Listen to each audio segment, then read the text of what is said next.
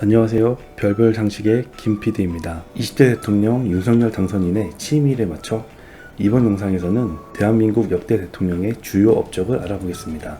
각각의 대통령의 좋은 업적만 정리하였으며 대한민국이 어떻게 발전해 왔는지 확인할 수 있는 시간을 가져보겠습니다. 1대에서 3대까지의 대통령은 이승만으로, 1대에는 국회 간선으로, 2대와 3대에는 직선 투표제로 대통령이 당선되어 12년간 재임하였습니다. 주요 업적으로는 1919년 3.1운동 이후에 독립운동가들 사이에서 독립운동 방법을 놓고 의견이 갈라졌을 때 그는 국내 사정을 외국에 알리고 양해를 구하는 외교 독립론을 주장하였고, 주로 미국에서 활동하며 독립운동을 펼쳤습니다.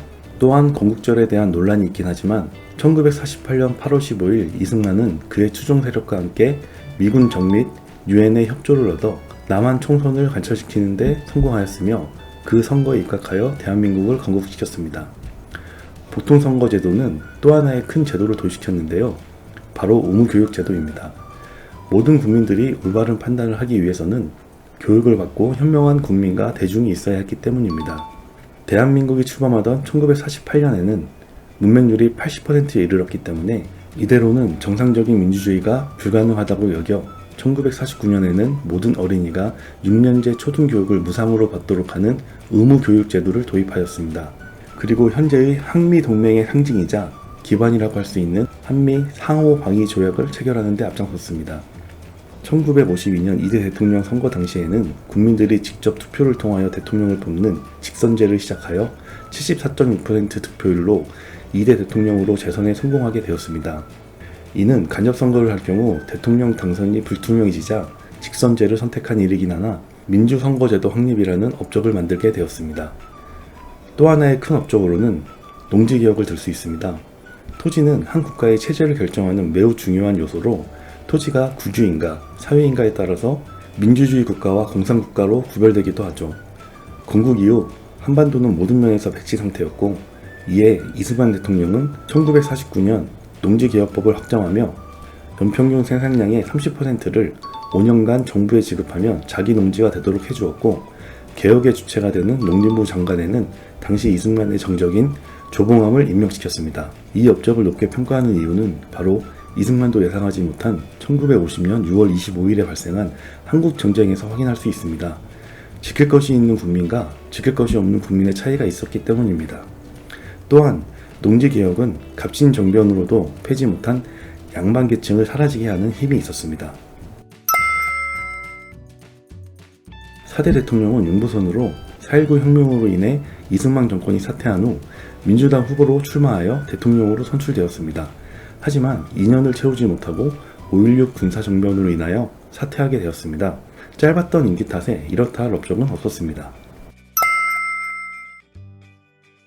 5대에서 9대 대통령은 박정희로 약 16년간 대통령으로 재임하면서 많은 업적을 남기셨는데요. 첫 번째는 많은 분들이 알고 계신 1962년부터 1966년까지 실시한 경제개발 5개년 계획입니다. 본 계획의 중점 과제로는 식량 자급, 공업 구조 고도화의 기틀 마련, 7억 불 수출 달성, 획기적인 국제 수지 개선의 기반 확립, 고용 증대, 인구 팽창 억제, 국민소득의 획기적인 증대, 과학 및 경영기술 진흥, 인적자원 배양 등이 있습니다. 두 번째는 주민등록번호 발급입니다. 1968년 북한 특수부대 요원이 청와대를 습격한 김신조 사건 후 주민등록법을 개정하여 18세 이상 성인들에게 주민등록증을 발급해주게 됩니다.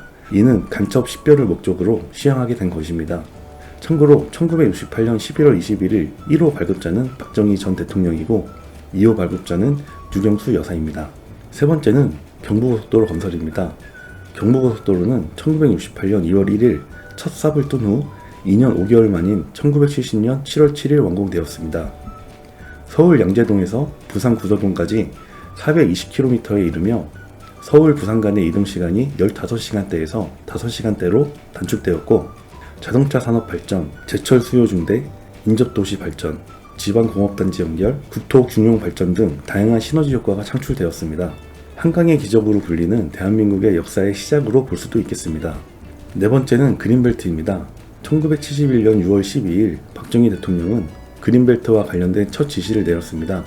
1960년대 이후 성장 우선 정책으로 급속하게 도시와 공업화되면서 인구의 대도시 집중화 현상은 당시 정부의 큰 골칫거리였습니다. 대기 오염 및 상수도 보호, 국가 안보 등 여러 도시 문제가 발생되어 정부는 도시의 평면적 확산을 방지하고 도시 주변의 자연 환경을 보존하기 위해 1971년 도시개혁법을 개정하여 그린벨트를 지정할 수 있는 근거를 마련하였습니다.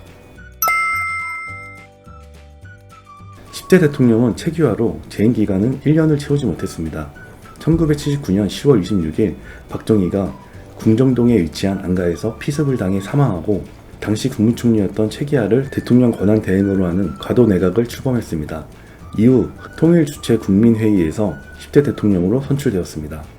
역대 대통령 업적 1편은 여기까지 하고 2편에서 다시 찾아뵙겠습니다. 끝까지 시청해주셔서 감사합니다.